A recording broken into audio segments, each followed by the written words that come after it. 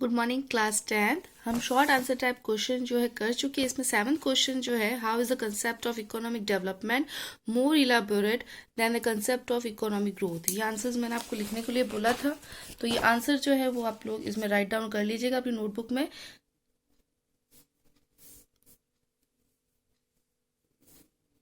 Okay, and now we are doing long answer type question. Long answer type question में आपका first है, what is mean by national income, differentiate between national income and national product. Then open your page number 223, जहाँ पे आपका lesson जो है वो start हो रहा है। 223 पे हम लोग देखेंगे कि ये जो नेशनल इनकम दे रखा है, तो आप यहाँ से स्टार्ट करेंगे। National income refers to the monetary unit of measurement से लेके इसकी जो थर्ड लाइन है, particular time period one financial year in a country. Okay, यहाँ तक लगाने के बाद आप नीचे वाले पैराग्राफ में आइएगा। वापस ध्यान से सुन लीजिए। National income refer to the monetary से लेके इसकी थर्ड लाइन है, one financial year in a country. उसके बाद आपको जो है नेक्स्ट पैराग्राफ से स्टार्ट करना है, final good and services which are produced by all means. यहाँ से लेके इसकी फोर्थ लाइन काउंट करके नीचे आएगा, एंटरप्रेन्योर अर्न्स प्रॉफिट। ओके, ये आपका लॉन्ग का फर्स्ट है। फिर टर्न कीजिएगा आप अपनी पेज, उसमें बाद में आपको कंटिन्यूसली लिखना है, पैराग्राफ चेंज कर दीजिएगा इधर। In simple language it can be said that, यहाँ से स्टार्ट कीजिए, इसकी थर्ड लाइन है as national income.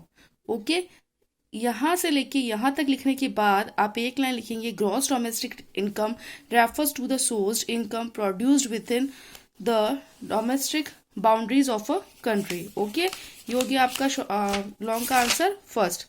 And now is answer second. Describe in detail about various sector of economy.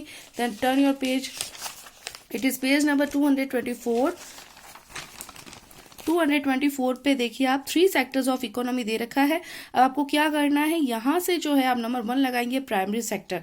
Primary sector लगाने के बाद में यहाँ से लिखना है, there are various practice based on direct use of natural resource. यहाँ से लेके ये पैराग्राफ जहाँ पर खत्म हो रहा है, एग्रीकल्चर एंड एलाइड सेक्टर। ये है आपका फर्स्ट पॉइंट जो है प्राइमरी सेक्टर। फिर आप सेकेंड पॉइंट लगाएंगे सेकेंडरी सेक्टर। सेकेंडरी सेक्टर में आप लगाने के बाद आप यहाँ से लिखेंगे, under the activities of secondary sector products. यहाँ से लेके वेव क्लोथ, सिर्फ क्लोथ तक लिखिए, स्टॉप हो जाइएगा। Now third is tertiary sector. Tertiary sector में जो है आप यहाँ से लिखेंगे, this is the third category of economic activities. यहाँ से लेके इसकी जो फोर्थ लाइन है उस पर काउंट करके आइए, manufacturing process.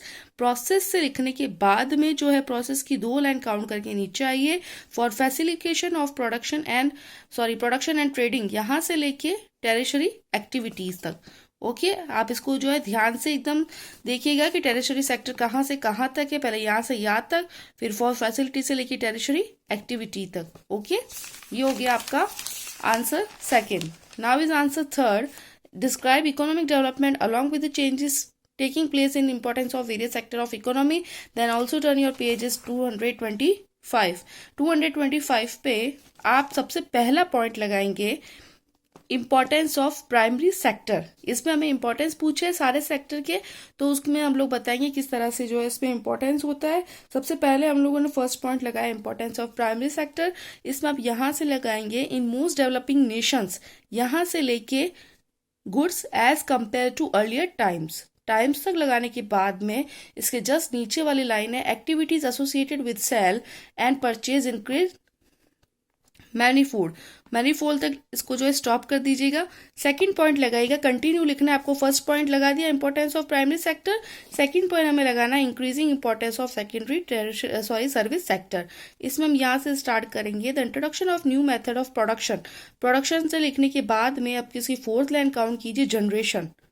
Okay, next third point हम लगाएंगे, rising importance of tertiary sector in production. इसमें in the last few year production से लेके टर्न योर पेज, उसके बाद आप एम्प्लॉयमेंट तक लगाएंगे। ओके, यहाँ तक ही लगाएंगे आप लोग। ये हो गया हमारा लॉन्ग का answer third. Now turn your page again, answer fourth, what were the objective behind India adopting the techniques of economic planning? Then turn your page number 228. 228 में objectives of economic planning in India दे रखा है। इस पे in a nutshell following are the objective of planning in India. इसमें आपको जो है 8 पॉइंट लिखने हैं, कोई भी, ठीक है, 8 पॉइंट तक आपको जो है इसमें अंदर लिखने। ये हमारा है लॉन्ग का 4। Now long 5 question, right a note on NITI Aayog. अब नीति आयोग पे हमें जो है नोट लिखना है, तो इसके लिए हम लोग देखेंगे पेज नंबर 230। पेज नंबर 230 पे आपके दे रखा है नीति आयोग और national institution for transforming India. यहाँ से लेके इसकी जो थर्ड लाइन है, Amitabh Kant is the CEO of the NITI Aayog. Okay, यहाँ तक लगा लीजिए। उसके बाद जो है governors of the union territories are members of NITI Aayog. उसके बाद जो है आप यहाँ से लगाएंगे, it was a think tank for the government of India under its agenda of development. यानी कि आपको कहाँ से लगाना है, आपने जो यहाँ तक लगा लिया नीति आयोग तक।